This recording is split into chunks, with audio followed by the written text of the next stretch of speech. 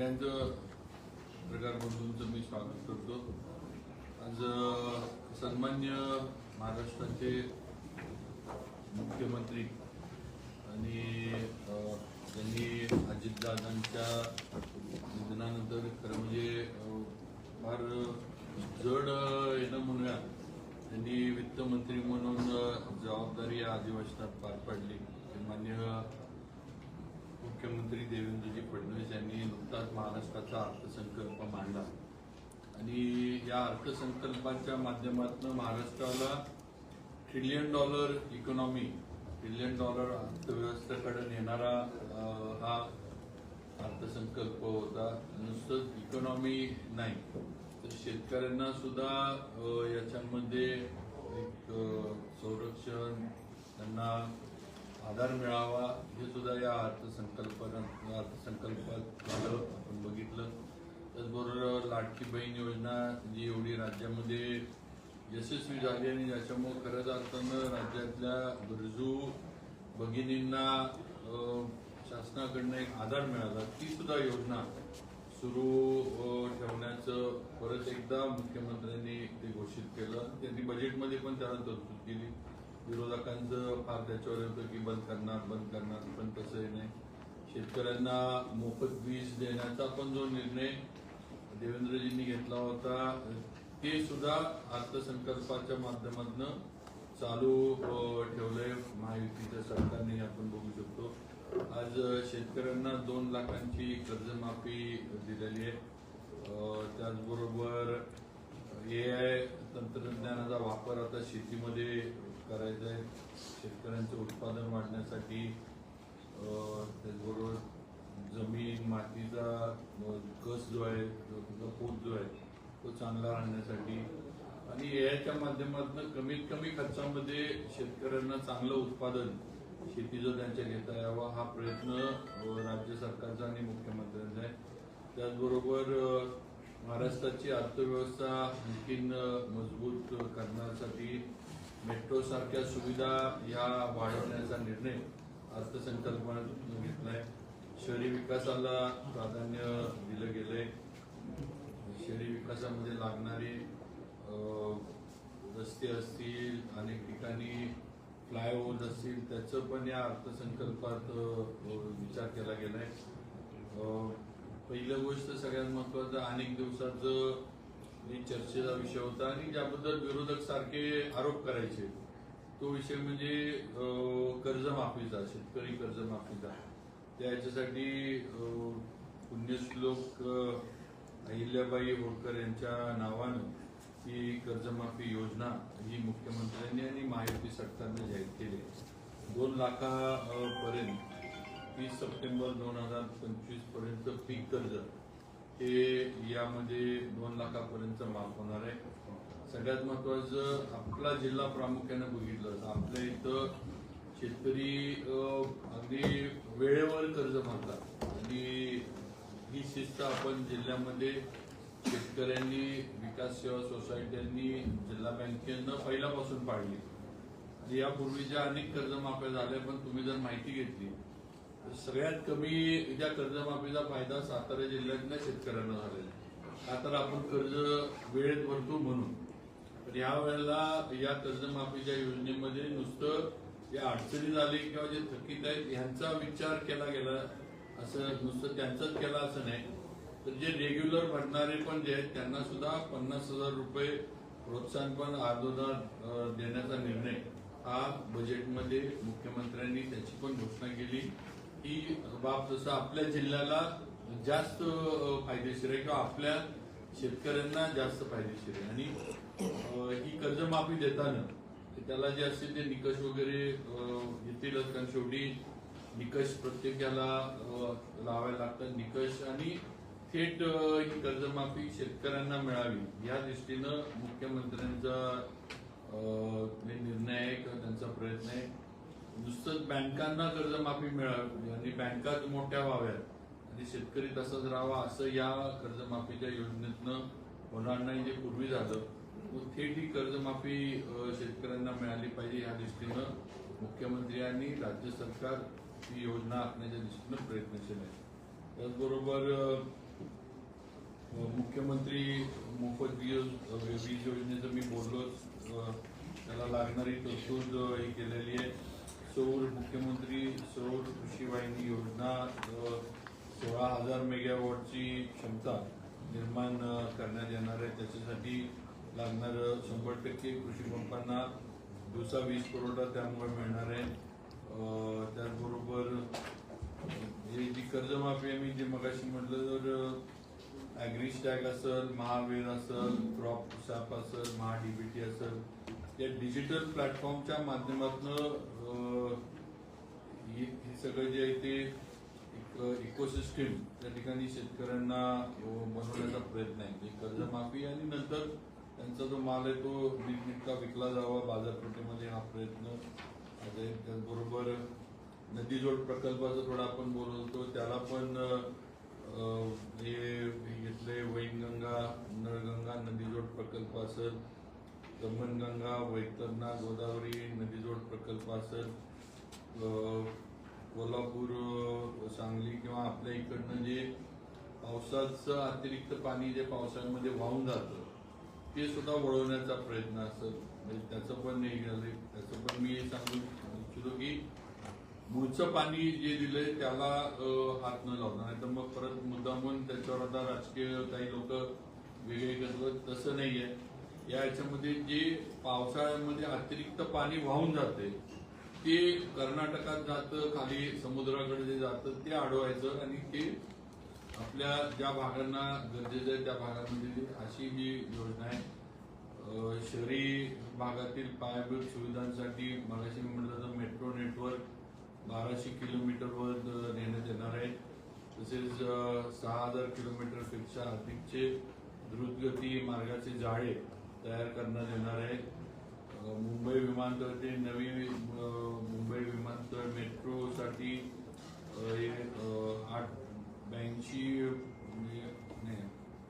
8,022 कोटीपेक्षा पण मोठा प्रकल्प आहे. वडाळा ते गेटवे ऑफ इंडिया मेट्रो, त्याचबरोबर पुण्यामध्ये पुणे मेट्रो दुसऱ्या टप्प्यात खडकवासला ते स्वारगेट, हडपसर, खराडी मार्गाला मंजुरी झाली आहे. पुणे ते शिरूर उन्नत मार्ग, पुण्यामधलं ट्रॅफिक कंजेशन कमी व्हावं, पुणे ते शिरूर उन्नत मार्ग 53 किलोमीटरचा, तळेगाव चाकण उन्नत मार्ग 25 किलोमीटर आणि चाकण शिक्रापूर मार्गाचे 6 पदरीकरण, त्याचबरोबर शिरूर ते छत्रपती संभाजीनगर ग्रीनफील्ड महामार्गाचे नवीन अलाइनमेंट करून 6 पदरीकरण, असे वेगवेगळे प्रकल्प हे जे प्रगती तर आहेत, पण मेन म्हणजे ट्रॅफिक कंजेशन पण पुण्यासारख्या मोठ्या शहरातलं कमी व्हावं म्हणून याला मान्यता जी आहे ती राज्य सरकारने किंवा बजेटमध्ये मुख्यमंत्र्यांनी त्याचा उल्लेख केला आहे.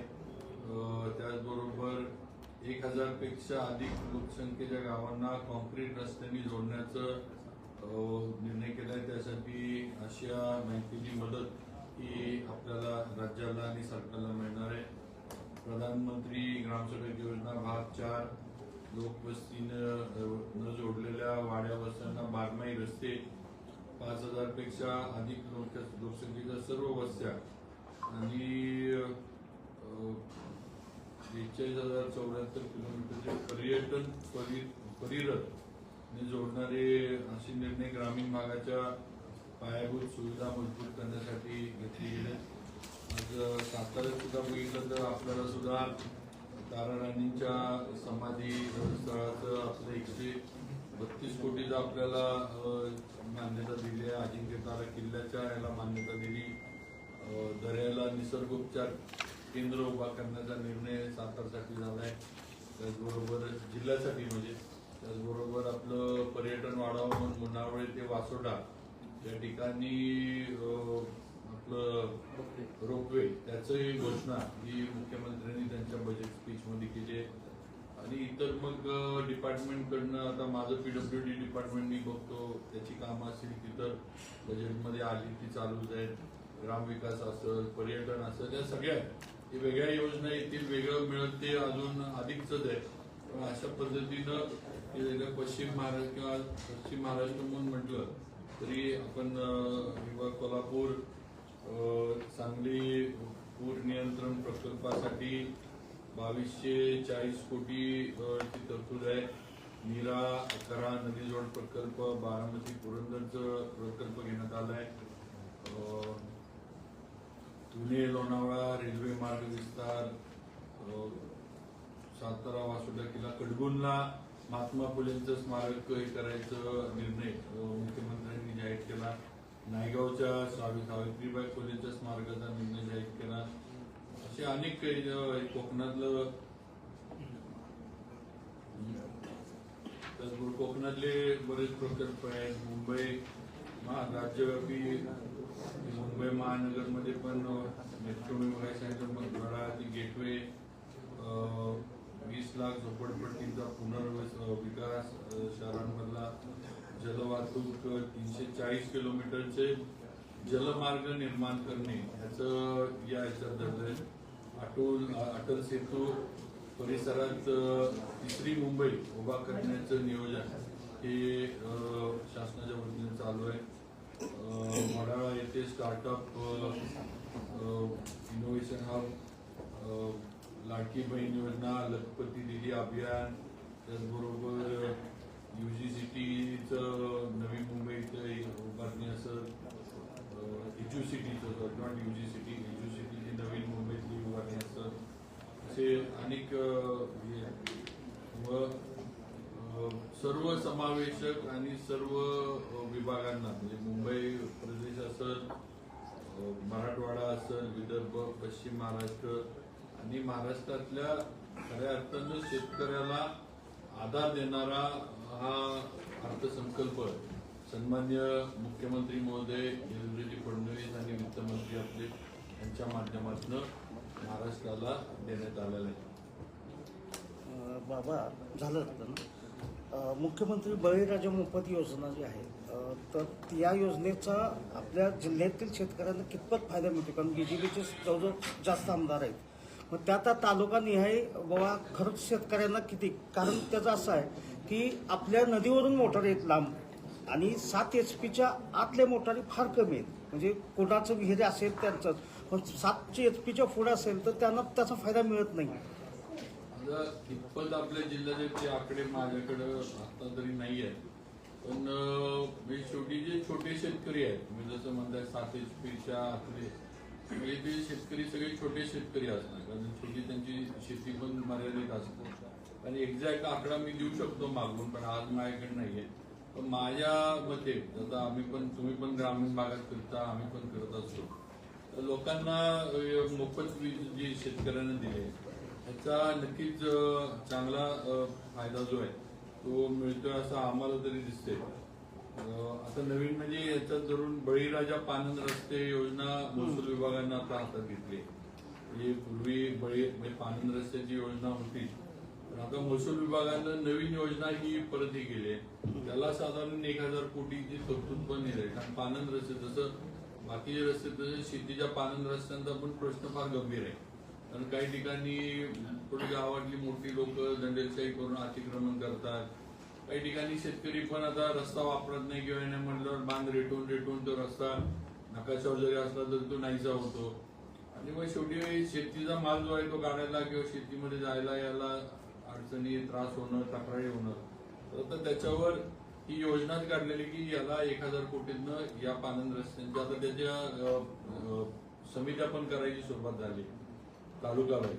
म्हणजे मला वाटतं प्रत्येक मतदारसंघात आमदार आहे, त्याचे अध्यक्ष आहेत आणि त्यांनी त्या तालुक्यातल्या समित्या नेमायच्या आहेत. तर त्याची सुरुवात झाली आहे आणि लवकरच हे पण होईल. पण लाईटचा जे त्याचा आकडा मी आपल्याला देतो की आपल्या जिल्ह्याला किती फायदा झालाय थोडं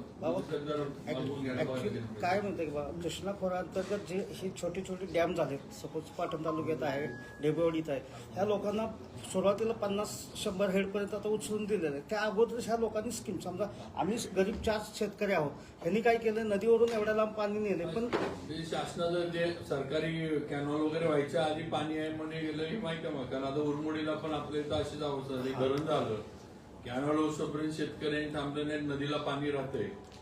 त्यांनी आधी स्कीम करून आपल्या शेतीपर्यंत 4-4, 5-5 ज्यांना शक्य होईल. माझा तोच उद्देश आहे की त्या लोकांना ठीक 7 आहे. HP 10 HP पर्यंत त्यांना ते पण गरीबच आहेत त्यांना फायदा मिळावा. आणि दुसरा एकच प्रश्न माझा मग तो एवढा की कराड उत्तर संदर्भात हा प्रश्न आहे की आता समजा नागटानी ते तारळे रोड आहे, त्या रोडकडे निम्मा रोड आहे तो शंभूराजांच्या अखत्यारीतला आहे, म्हणजे पाटण तालुक्याच्या हा इकडे.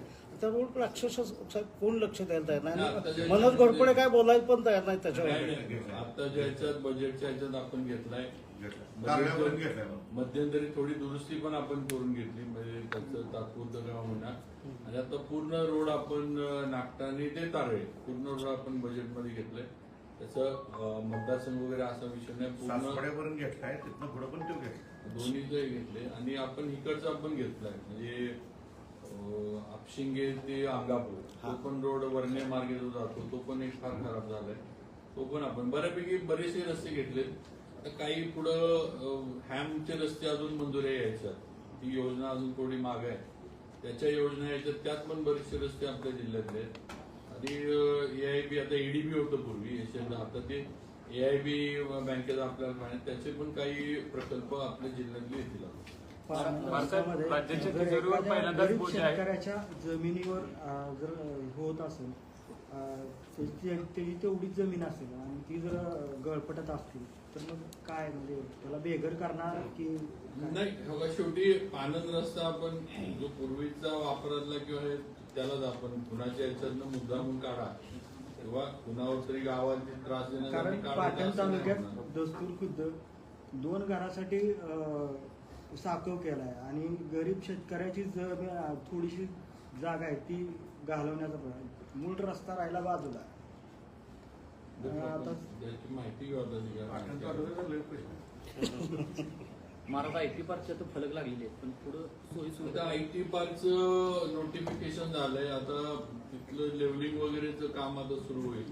आता त्यांनी म्हणजे ते डिपार्टमेंट टू डिपार्टमेंट आहे की आगाऊ काय म्हणायचं हँडओव्हर करण्याचं महसूल विभागानं आदेश करावे म्हणून ते पण बावनकुळे साहेबांनी खाली सूचना दिल्या. तर ते झाले की तिथं जे डेव्हलपमेंट आहे, म्हणजे आता थोडं लेवलिंग करायला प्लॉट करायला लागतील, लाईटची सोय, पाणी, रस्ते, तर याला आपल्या IT पार्कची सुरुवात आता होईल. ते आता काम महत्वाचं आहे, कारण ते झाल्याशिवाय आपण उद्या समजा एखादा इंडस्ट्रीज यायचा म्हटलं त्याला डेव्हलप करून तरी दाखवत, त्याला काय आता जे डोंगर आहे तो आणून तर आपण दाखवू शकत नाही, आपल्याला तिथे डेव्हलप करून तरी त्याला दाखवायला लागणार. आणि MIDCनं आता ते युद्ध पातळीवर हातामध्ये घेतले. महाराष्ट्राच्या तिजोरीवर पहिल्यांदाच बोज आहे खूप मोठा, आणि यामध्ये आता एवढ्या मोठ्या तुम्ही योजना सांगितल्यात, मग त्याचं कसं नियोजन होणार काय?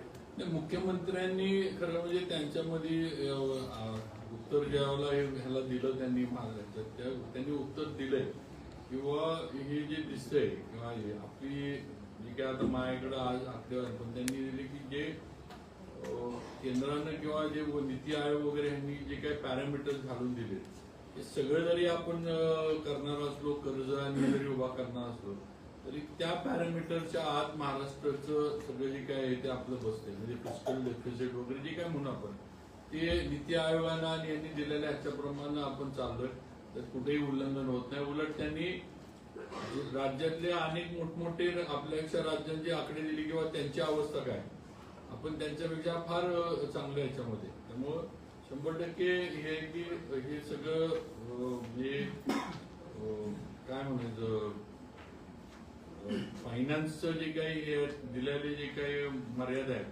त्याच्यामध्ये बसून ह्या योजना सगळ्या होणार. 77,000 कोटी कॉन्ट्रॅक्टरचे थकलेले नाही ते चुकीचं. आज माझं PWD एक तर एवढा आकडा कधीच नव्हता. PWDचं काहीतरी 40,000 कोटी, आज ते फक्त 13,000 कोटी राहिले, फक्त 13,000 कोटी आत्ताच्या घडीला. बाकी जे आपण आल्यापासून सगळे पैसे देत जावे. आता सुद्धा आम्हाला मार्च मध्ये आता येणाऱ्याच्या 13,000 मधनं पण अजून माझ्या माहितीने 4-5 हजार कोटीची बिलं आता मार्चच्या याच्यामध्ये दिली जाते. तेव्हा अगदी नव्याने आता राहणार, म्हणजे 5-6 हजार कोटी राज्य सरकारच्या बजेटला म्हणजे तसं काहीच नाहीये. तर मग आता ते नाही. बाकीचं जे विरोधक 77,000 कोटी मांडतात ते काय करतात, आता दरवर्षी जी कामं चालू आहेत, जी कामं मंजूर झाली, आणि एक लक्षात घ्या तुम्ही, कामं ही वेगवेगळ्या बजेटच्या ह्याच्यामध्ये पुरवणी बजेटमध्ये नवीन येत असतात. ती पुढं पूर्णत्वाला गेली की मग पैसे द्यायचे. तर हे विरोधक काय करतात की पुढची पण कामं जी आता मंजुरी घेतली आहे त्याचं पण आकडा धरायचा आणि हे चुकीचं आहे म्हणून सांगायचं, असं हे विरोधकांचं. आणि परत दोन्ही तिन्ही चारही डिपार्टमेंट सगळ्यांचे पैसे गोळा एकत्र करायचे. म्हणजे पीडब्ल्यूडीच्या नावावर खपवताना पाणी पुरवठ्याचं पण खपवायचं, आरोग्याचे पण बिल इकडेच टाकायची आणि तो आकडा फुगवून दाखवायचा. असं हे विरोधकांचं थोडं चाललेलं आहे. पण आजच्या घडीला पीडब्ल्यूडीचं म्हटलं तर 13,000 कोटीपर्यंतची आमची थकीत आहे आणि ती पण आम्ही तरतुदी त्याच्या पण करून ठेवल्या आहे. बाबा जलजीवन मिशनच्या पण संदर्भात सेम असंच झालेलं आहे. नाही, जलजीवन मिशनच्या संदर्भात काय झालं खरं तुम्हाला हे की आपल्या स्थानिक यंत्रणेनं एस्टिमेटच चुकीची केली आणि चुकीची एस्टिमेट करून त्या योजना म्हणजे सगळीकडं म्हणजे त्या गावच्या माती मारल्या गेल्या. ह्याच्यामध्ये काही वेगळ्या गोष्टी होत्या, अधिकाऱ्यांचं काही वेगळं ह्याच्यामध्ये इंटरेस्ट होते की त्या योजना जिल्हा परिषदकडनं सुटू नये. त्यामुळे ती योजना एक ठराविक अमाऊंटच्या आतच बसवायची म्हणजे ती आपल्याकडनं जाणार. अर्धवट केलं. हे मग आता ज्याचं तुम्ही की ज्या गावाला विहीर आणि टाकीची गरज आहे त्यांना विहीरच दिली, टाकी दिलीच नाही. ती विहीर काढून उपयोग काय, गावाला टाकी नाही, पाणी नेणार कुठं. ज्या गावाला टाकी होती, पाईपलाईन पाहिजे होती त्यांना नुसती विहीरच दिली, पाईपलाईनच दिली नाही. का तर ते हे त्यावेळेच्या अधिकाऱ्यांचं हे होतं की योजना आपल्याकडनं सुटली नाही पाहिजे. त्यात त्यांचे इंटरेस्ट वेगळे होते वगैरे. आता त्यातली काही रिटायर झाली गेली. पण हे जनरल राज्यातच थोडा हा प्रकार झाला. पण आता केंद्र सरकारनं खरं म्हणजे मध्ये जलजीवनची योजना बंद केली होती, पण त्यांनी परत निर्णय घेतलाय. परवा दिवशी मुख्यमंत्र्यांनी स्वतः सांगितलं की परत निर्णय घेतलाय किंवा या योजनेला फायनान्स करायचा आणि जे सुप्रमासाठी म्हणजे सगळ्याच जिल्ह्यातून प्रस्ताव आले त्याला एकदा शेवटची मान्यता देऊन ते प्रस्ताव आता पूर्ण करेल. त्यामुळे आता ते पण मार्गी लागेल. महाबळेश्वर सुरूर रस्त्याचा मध्ये वाद सुरू झाला होता, तर मीटिंग घेतल्यानंतर तो थांबला, पण आता त्याचं स्टेटस काय? नाही, हे हॅम मधलं काम होतं आणि खरं म्हणजे हे काम वेळेत सुरू होऊन ते पुढे जायलाच पाहिजे होतं. त्याबद्दल जे स्थानिकांचं किंवा ज्यांचा आक्षेप आहे याच्यावर त्यांचं काही चूक आहे असं नाही. आता त्यांच्या बरोबरच पाचवड, कुडाळ, मेढा रस्त्याचं काम सुरू झालं. तुम्ही आज बघितलं ही कामं एकाच वेळेला सुरू झाली. आज पाचवड, कुडाळ, मेढा, कुसुंबीचा जो रस्ता झाला मुळावरती त्याचं काम कुठपर्यंत गेलं तुम्ही बघताय. पलीकडं तिथं हा रस्त्याचं काम हे अडकून पडलं. ठीक आहे, काय अडचणी आल्या असतील, ते वृक्षतोडीचं काही झालं असेल वगैरे वगैरे, पण संबंधित कॉन्ट्रॅक्टर आणि थोडं विभागाच्या यांनी पण वेळच्या वेळी लक्ष देऊन हा रस्ता सुस्थितीत राहण्यासाठी, मी म्हणतोय रुंदीकरण वगैरे फॉरेस्ट बिरेस्ट हा विषय नंतर झाला परवानगी घेणार, आहे तो रस्ता तरी सुस्थितीत ठेवण्यासाठी नक्की प्रयत्न करणं गरजेचं होतं. त्याच्याकडं कॉन्ट्रॅक्टरनी पण जरा दुर्लक्ष केलं. या आम्हाला माहिती मिळाली की त्यांनी पण काम दुसऱ्याला सबलेट केलं, त्यानं तिसऱ्याला सबलेट केलं आणि हा खेळच चालला होता यांचा. आणि ज्या पद्धतीनं थोडं आमच्या MSIDCच्या अधिकाऱ्यांनी पण लक्ष ठेवून दाबून काम करून घ्यायला पाहिजे होते, त्यात जराही झाली. पण आता जो मूळ कॉन्ट्रॅक्टर होता त्याला आपण शेवटचे दिले किंवा हे काम तूच करायचे, तू नाही केलं तर तुला दंड केला जाईल आणि कामात तू बाकी तुमचं जे काय अंतर्गत असेल ते तुम्ही बघा. सरकारचा लोकांचा ह्याच्याशी संबंध नाही. आणि दुसरं म्हणजे महाबळेश्वर, पाचगणी हे एवढं वर्दळीची ठिकाण आहेत आपल्या टुरिझमच्या आहे की नुसतं आपल्याला स्थानिकांनाच त्रास होत नाही, बाहेरनं येणाऱ्या टुरिस्टांना पण त्रास होतोय. ही वस्तुस्थिती आहे. आता दुरुस्ती चालू केली आहे आणि आपण काम ते आहे त्या संबंधित याच्याकडनं पूर्ण करून घेतो, नाही तर त्याला दंड वगैरे काय असेल त्या गोष्टी लागू होणार आणि पाहिजे ती एजन्सी रद्द करून नवीन एजन्सी देऊ वेळ पडली तर. शक्यतो त्या ह्याच्यात नाही पडायचं आपल्याला, ते परत लांबणार.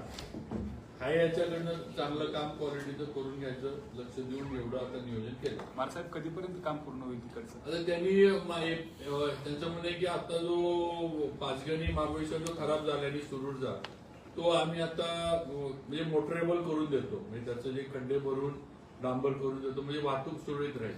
वेगळा उडतोय आणि वाहतूक ते होईल. त्याच्यानंतर त्यांचं म्हणणं आहे की आम्ही जे काही रुंदीकरण वगैरे करायचे ते त्याच्यानंतर आम्ही सुरू करतो. तर त्यांनी सांगितले एप्रिल पण आम्ही रस्ता सुस्थितीमध्ये करून देतो, म्हणजे पावसाळ्यात वगैरे काय वाहतुकीची किंवा कुणाला अडचण होणार नाही असं त्यांनी मान्य केलं. महाराज आता युद्ध सुरू आहे तर त्याचा राज्यातील रस्त्यांवर काय परिणाम होऊ शकतो? आता थोडं डांबराची कमतरता भासू शकते का भासायला लागली आहे. एखाद्या वेळेस डांबराच्या किमती पण वाढतील, म्हणजे कारण सगळं ऑइलच्या ह्याच्यावर डांबराचं हे असतंय. तर त्याच्यावर तशी म्हणजे वेळ आली तर आम्ही नक्कीच डिपार्टमेंटकडनं योग्य निर्णय घेऊ काय करायचं. पण आहे म्हणजे तुम्ही म्हणताय की थोडी शंका आहे किंवा डांबराचं शॉर्टेज होणं, डांबराच्या किमती वाढणं, तर त्याचा परिणाम थोडं रस्त्यांच्या कामावर होणं ही शंका आहे किंवा थोडा प्रश्नचिन्ह आहे. पण आम्ही लक्ष देऊन आहे, योग्य वेळेला नक्कीच आम्ही त्याच्यावर निर्णय सरकार घेईल काय करायचं. तसं अगदीच आणीबाणीची परिस्थिती झाली तर नक्कीच घेऊ.